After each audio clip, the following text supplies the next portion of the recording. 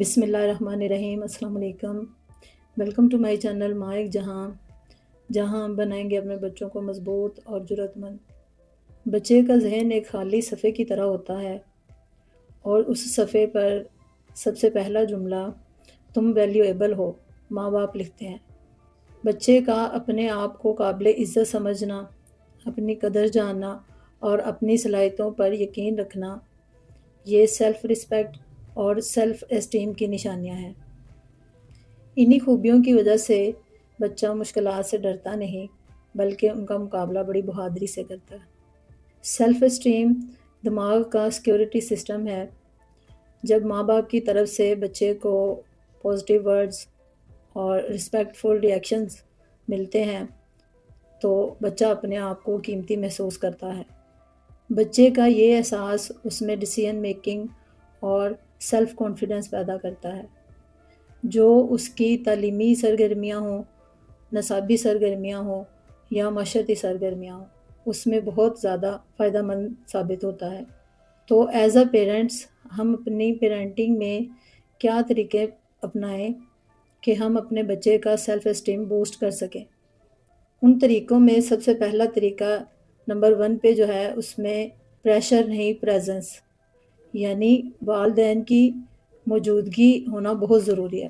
والدین کی موجودگی جو ہے بچے کے اندر ہمت، حوصلہ اور جرأت پیدا کرتی ہے۔ والدین کی موجودگی میں بچہ اپنے آپ کو سیکیور فیل کرتا ہے، زندگی کے چیلنجز کو بڑی بہادری سے ان کا سامنا کرتا ہے۔ اور اگر بچے پر ماں باپ کی طرف سے پریشر ہو، وہ چاہے پڑھائی کا پریشر ہو، گریڈز کا پریشر ہو یا نمبرز کا پریشر ہو، تو وہ بچے کے اندر جو ہے انسیکیورٹی پیدا کرتا ہے۔ بچہ اپنے اندر گلٹ اور ڈپریشن فیل کرتا ہے، اور یہ چیزیں اسے زندگی میں آگے بڑھنے نہیں دیتی۔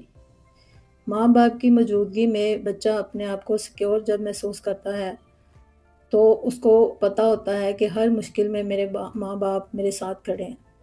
نمبر 2 پہ اوائڈ دا لیبلز، یعنی بچے کو جب ہم ضدی، سست یا لاپرواہ کہتے ہیں تو اس طرح کے الفاظ اس کے دماغ پر نقش ہو جاتے ہیں، اور بچہ اپنے آپ کو محسوس کرنے لگتا ہے کہ میں ایسا ہی ہوں، اور اس طرح کی باتیں اس کو غلط ڈائریکشن کی طرف پش کرتی ہیں۔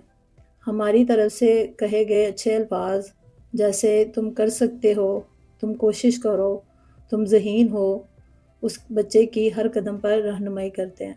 نمبر 3 پہ جس بات پر ہمیں عمل کرنا ہے وہ ہے بچوں کو نہ کہنے کا حق دینا چاہیے۔ یعنی بچے کے اندر سیلف اسٹیم تبھی بوسٹ ہوگا جب بچہ جو ہے وہ کام خوشی سے کرے، نہ کہ مجبوری سے۔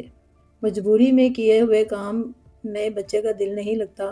مثال کے طور پر سبجیکٹ کو سلیکٹ کرنا یا اپنی پسند کی کھیل کھیلنا۔ اگر آپ اس میں کہتے ہو کہ فلاں سبجیکٹ رکھ لو یا فلاں کھیل ضروری ہے تمہارے لیے، تو بچے کو چوائس کا موقع دیں، اپنی رائے کہنے کا موقع دیں، بچے کی بات کو ویلیو دیں، تاکہ بچہ جو ہے وہ اپنے آپ کو اہم سمجھے۔ اس سے بچے کے اندر کانفیڈنس بھی آئے گا اور اس کے اندر اپنی ذات کو پہچاننے کا بھی موقع ملے گا۔ نمبر 4 پہ بچے کی غلطی پر اسے شرمندہ نہ کریں۔ غلطی کرنا ایک فطری عمل ہے۔ غلطی کر کے اس سے نہ سیکھنا بری بات ہے۔ ہمیں بچے کو یہ سمجھانا۔ اب بچے کی کسی غلطی پر جب ہم اس کو دوستوں کے سامنے، گھر میں یا باہر جب ڈانٹتے ہیں تو بچہ اندر سے کمزور پڑ جاتا ہے۔ بچے کے اندر غصہ جمع ہونا شروع ہو جاتا ہے، جو اس کی شخصیت کو اندر سے توڑ دیتا ہے، اور اس طرح اس کے اندر احساس کمتری پیدا ہوتی ہے۔ نمبر 5 پہ جس بات کو ہمیں مد نظر رکھنا ہے اپنی پیرنٹنگ میں، وہ ہے بچے کی سوشل انٹریکشنز کو بڑھانا ہے۔ ہم نے بچے کو صرف گھر تک ہی محدود نہیں رکھنا۔ گھر کی ایکٹیویٹیز میں جیسا کہ ماں باپ کے ساتھ گپ شپ ہے، اپنی فیلنگز شیئر کرنا، اور کلاس میٹ کے پروجیکٹس میں ڈسکشن، اور دوستوں کے ساتھ سپورٹس میں حصہ لینا، یہ سب چیزیں بچے کے اندر سیلف اسٹیم بوسٹ کرتی ہیں۔ سوشل ایکٹیویٹیز بچے میں کمیونیکیشنز کو بڑھاتی ہیں، اور اسے سوشل ہونا سکھاتی ہیں۔ اب یاد رکھیں، بچے اپنی تصویر اپنے ماں باپ میں دیکھتے ہیں، اور جب ہم انہیں چھوٹا دکھائیں گے تو وہ زمانے میں اچھا انسان نہیں بن پائیں گے۔ اب یہ ہم پر ہے کہ ہم نے انہیں معاشرے کا باوقار اور مضبوط اور اچھا انسان بنانا ہے انشاءاللہ۔